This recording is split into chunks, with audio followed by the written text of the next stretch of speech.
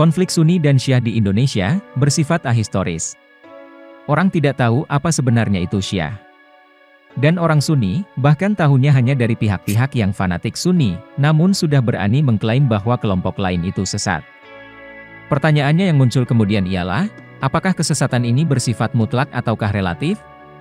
Dalam artian, Sunni memandang Syiah sesat, padahal juga sebaliknya, Syiah memandang Sunnilah yang sesat. Untuk menjawab pertanyaan ini, perlu kiranya kita menghadirkan sikap Al-Bukhari sebagai contoh dalam menerima, atau menolak kebenaran, yang diriwayatkan oleh sekte-sekte di luar Sunni. Kenapa Al-Bukhari?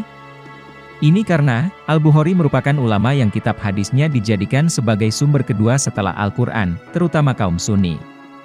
Benarkah Imam Bukhari dan Imam Muslim menuliskan hadis yang diriwayatkan oleh guru-guru mereka yang bermazhab Syiah? Jawaban singkatnya, iya. Malah ribuan jumlahnya.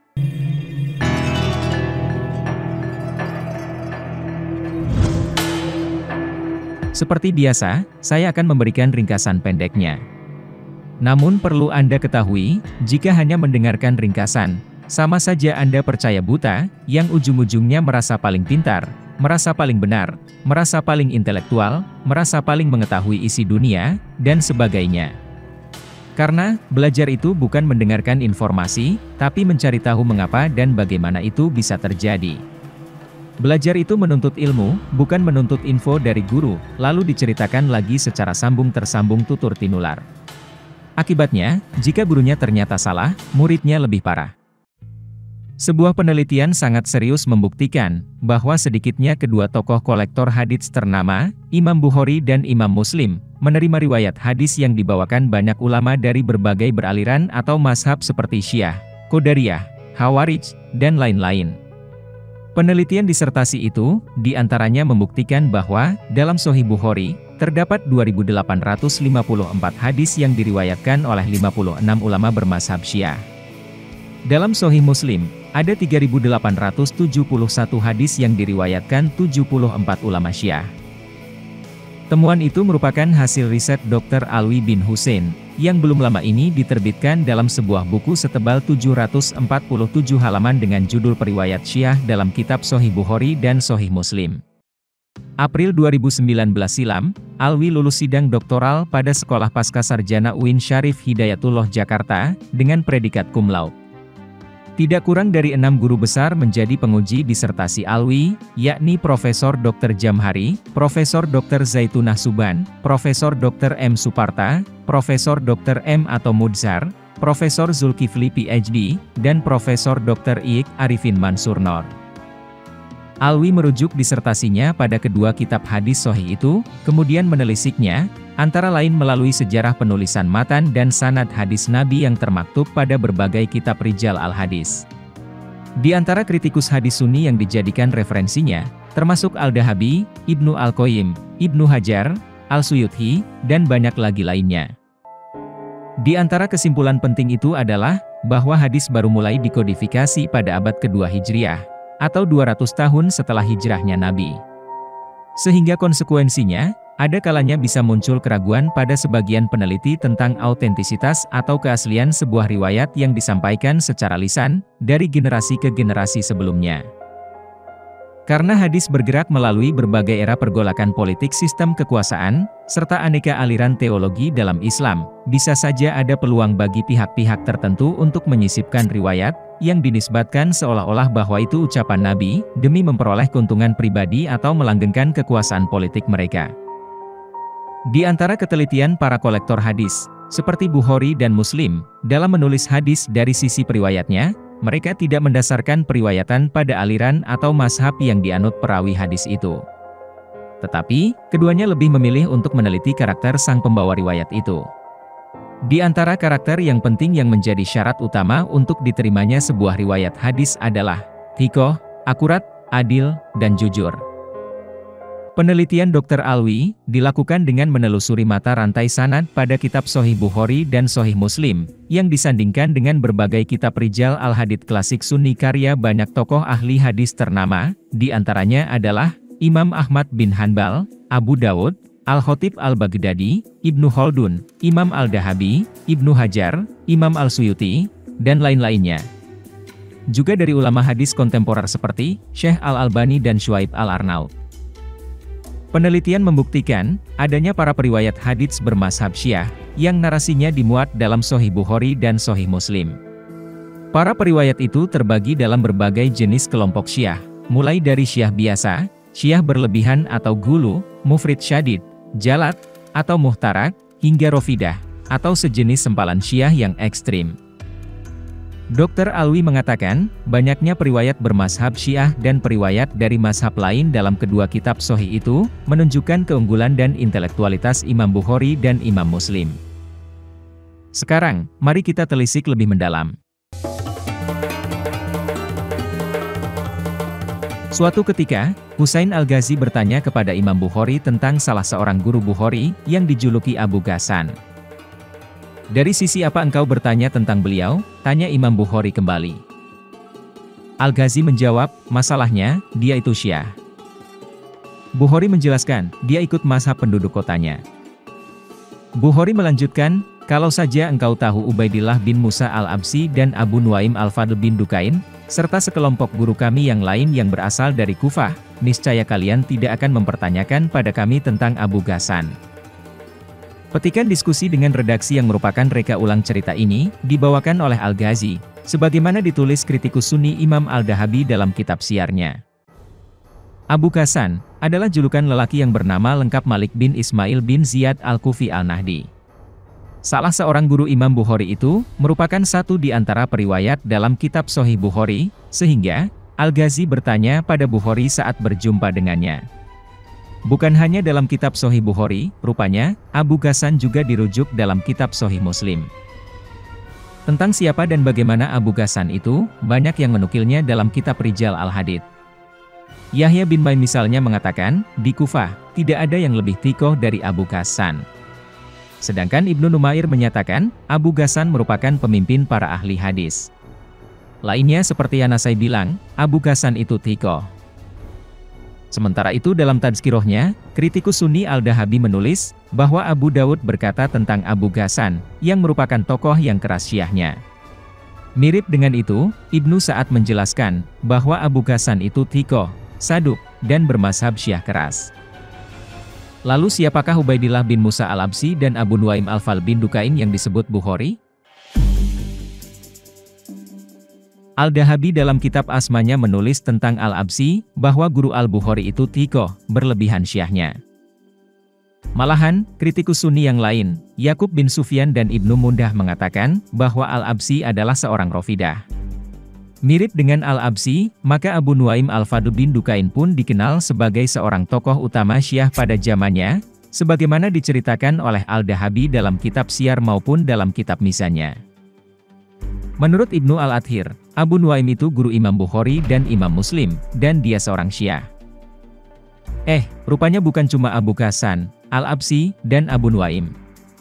Sebuah penelitian riset doktoral belum lama ini menemukan, bahwa minimal terdapat 56 orang bermazhab Syiah yang jadi periwayat dalam kitab Sahih Bukhari, dan 70-an periwayat Syiah dalam kitab Sahih Muslim. Tetapi, bagaimana mungkin, setelah sekian banyak tudingan kepada pengikut mazhab Syiah yang dituduh sesat bahkan kafir oleh Sunni, tiba-tiba ada periwayat hadis bermazhab Syiah yang dirujuk dalam 2 dari 6 kitab referensi unggulan mazhab Sunni Kutubus Sittah itu? Mari kita runut sekilas tentang kehidupan mereka berdua. Imam Bukhari, bernama lengkap Abu Abdillah Muhammad bin Ismail bin Ibrahim bin Al-Mughiroh bin Bardisbah Al-Jufi Al-Bukhari. Bukhari, yang juga salah seorang guru Imam Muslim, adalah seorang keturunan Persia yang lahir di Bukhara pada 194 Hijriah. Bukhara sendiri adalah sebuah kota antik, yang ribuan tahun lalu yang berada di bawah kekuasaan Kekaisaran Persia atau Iran kuno. Sesudah berabad-abad berada di wilayah Persia, kini kota bersejarah itu masuk wilayah negara Uzbekistan. Tokoh lain yang lahir di Bukhara, misalnya adalah Ibnu Sina. Sempat berkeliling ke berbagai negara, pada sekitar tahun 864 atau 250 Hijriah, Imam Bukhari menetap di Naisabur, Iran, tempat dia berjumpa dengan Imam Muslim, salah seorang muridnya. Berhubung tekanan politik, Bukhari pindah ke Hartang, di dekat Samarkand, Uzbekistan, dan wafat di situ pada 256 Hijriah atau 870 Masehi. Sedangkan Imam Muslim, yang bernama lengkap Abul Husain Muslim bin Al-Hajjaj Al-Qushairi An-Naisaburi, lahir pada tahun 204 Hijriah, dan wafat pada 261 Hijriah dalam usia 55 tahun. Beliau dimakamkan di Naisabur, Provinsi Khorasan, Iran. Sebagai sumber hukum Islam yang menempati posisi kedua setelah Al-Quran, pelestarian sabda Nabi yang disalurkan oleh para periwayat adil, jujur, dan akurat, adalah sebuah kewajiban, tanpa harus melihat sudut keyakinan atau madzhab para periwayatnya. Prinsip inilah, yang memicu terbitnya banyak jalur periwayatan bagi hadis-hadis Nabi itu. Dengan kata lain, sebuah narasi, matan atau isi hadis, dapat disalurkan melalui berbagai periwayat, lintas aliran teologi, yang diantaranya adalah dari kelompok Syiah, di mana narasi mereka juga telah diabadikan dalam berbagai literatur hadis Sunni. Selain dari periwayat bermazhab Syiah, terdapat pula periwayat yang berafiliasi pada mazhab lain. Sebagaimana diketahui, Syiah adalah sebuah aliran yang telah hadir sejak masa awal Islam. Kita kembali ke penelitian Dr. Alwi bin Husin. Dalam disertasi itu, Alwi telah menyisir istilah Syiah, baik secara etimologi maupun terminologi, mulai dari sudut bahasa munculnya terma Syiah, yang secara umum diartikan sebagai pengikut, hingga penelusuran terhadap tulisan sejarawan, yang kemudian dituangkan dalam studi komparatif. Lewat berbagai uraian yang detail berdasarkan berbagai kitab rujukan utama Sunni, Alwi mengajak pembaca menelusuri apa itu Syiah, sejarahnya, dan bagaimana terjalinnya hubungan para periwayat Syiah, sehingga termaktub dalam Shohihain. Secara ringkas yang bisa dipetik, misalnya, adalah pendapat dari Syahrastani dalam buku Al-Milalnya, yang menyebut bahwa Syiah adalah mereka yang mengikuti sahabat dan menantu Nabi Ali bin Abi Thalib secara khusus, dan percaya pada posisinya sebagai imam dan khalifah penerus Nabi berdasarkan ketetapan, serta wasiat Nabi secara tersurat dan tersirat. Mereka meyakini pula bahwa kepemimpinan tidak akan keluar dari putra-putra Ali. Banyak pendapat tentang sejarah kemunculan Syiah itu, dan Dr. Alwi bin Husin menukilkannya secara rinci melalui berbagai rujukan. Misalnya, ada pendapat yang mengemukakan bahwa mazhab itu mulai ada sejak pasca pertemuan Sakifah Bani Saidah di pinggiran kota Madinah, segera setelah Nabi Muhammad wafat. Di Sakifah itu, sejumlah sahabat berkumpul, dan kemudian lewat dukungan utama Umar bin Khattab, mereka memilih Abu Bakar sebagai khalifah. Sedangkan sebagian sahabat lain tidak hadir di Sakifah, karena sedang berada di rumah Nabi menunggui jenazah beliau yang belum dikuburkan. Mereka yang berada di rumah Nabi itu, mungkin karena merasa tidak perlu mencari pemimpin baru pengganti Nabi, berhubung mereka tahu dan meyakini, sudah ada wasiat Nabi yang menunjuk Ali bin Abi Thalib sebagai penerusnya. Para pendukung Ali itulah, kemudian yang dinamai Syiah Ali, sedangkan pendukung khalifah yang baru, disebut sebagai Syiah Sahabat. Beberapa pendapat lain, misalnya mengutarakan bahwa Syiah muncul pada akhir pemerintahan Khalifah Utsman bin Affan pada Perang Jamal, atau Perang Unta, yaitu perang antara Khalifah Ali melawan Aisyah binti Abu Bakar istri ketiga Nabi Muhammad, bersama Tolhah dan Al-Zubair, berkaitan dengan Perang Siffin, antara Khalifah Ali melawan Muawiyah, atau pasca syahidnya cucu Nabi Al-Husain bin Ali bin Abi Thalib beserta keluarganya di Karbala 61 Hijriah, yang gugur di tangan penguasa dinasti Bani Umayyah, Yazid bin Muawiyah bin Abu Sufyan. Ada pula penulis lain yang mengemukakan bahwa kemunculan Syiah terjadi pada era cucu Nabi yang kelima, Imam Muhammad Al-Baqir, dan putra Al-Baqir yang bernama Imam Ja'far Shodiq, cucu Nabi yang keenam, atau generasi keempat keturunan Ali dan Fatimah binti Muhammad. Pada masa hidup kedua cucu Nabi itu, Syiah memasuki fase pemantapan eksistensinya sebagai aliran teologi dalam Islam yang mandiri, dan memiliki konsep tersendiri dalam syariah. Sejarah mencatat bahwa Ja'far Shodiq hidup di masa akhir dinasti Bani Umayyah, dan awal dinasti Abbasiyah. Imam Ja'far yang merupakan imam Syiah ke-6 dari 12 imam, memiliki 4.000-an murid, di antaranya termasuk beberapa tokoh seperti Imam Abu Hanifah pendiri mazhab Sunni Hanafi, Imam Malik bin Anas pendiri mazhab Maliki, dan Wasil bin Atho, pendiri mazhab Mu'tazilah. Berdasarkan masa hidup para perawi Syiah yang terdapat dalam dua kitab Sahih, bahwa tahun wafat para periwayat itu terbentang dari 65 Hijriah hingga tahun 250 Hijriah. Itu menunjukkan bahwa mereka hidup sejak era Nabi, sahabat, dan tabi'in, hingga masa pengikut tabi'in, yang biasa disebut atba al-tabi'in, atau tabiut tabi'in. Namun, sejarah membuktikan bahwa tidaklah mudah meneliti perkembangan mazhab Syiah, khususnya akibat banyaknya penentangan dari pihak penguasa Bani Umayyah dan Bani Abbasiyah, yang menganggap sekte itu sebagai partai terlarang.